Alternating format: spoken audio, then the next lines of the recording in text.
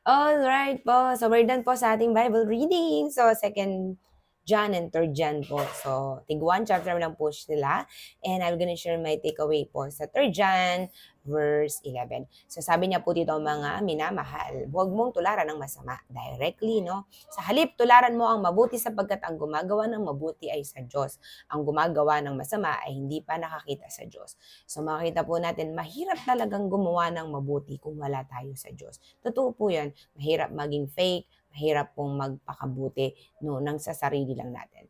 Because merong hangganan po yun. But if the Lord is with us and when we understand no, yung ating relationship kay Lord at yung ginawa ng Diyos para sa atin, we cannot, wala po tayong magawa kundi maging mabuti. Bakit po? Kasi natanggap natin yung biyaya ng Lord sa life po natin. So, example lang po, no? When you saw somebody na nakagawa ng mali,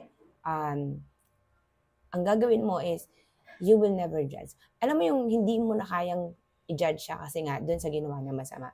Kasi nagre-reflect ka ulit o nag-e-evaluate ka or bumabalik ka doon sa ikaw din naman, no?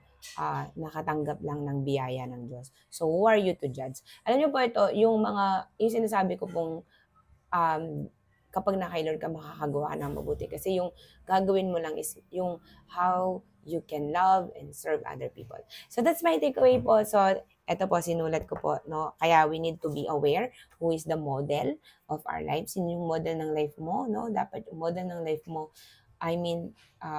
check mo talaga. No? And then also, ikaw naman na mayroon relationship kay Lord, you need to model the good things na galing kay Lord. No? And also, yun nga, sabi ko na po, mahirap talagang maging fake sa pagiging mabuti. So, only God can help us to be good. Amen? And because God is the only one who is good. So, that's my takeaway po and I hope na blessed po tayo. I encourage you to read and meditate the Word of God. God bless you po.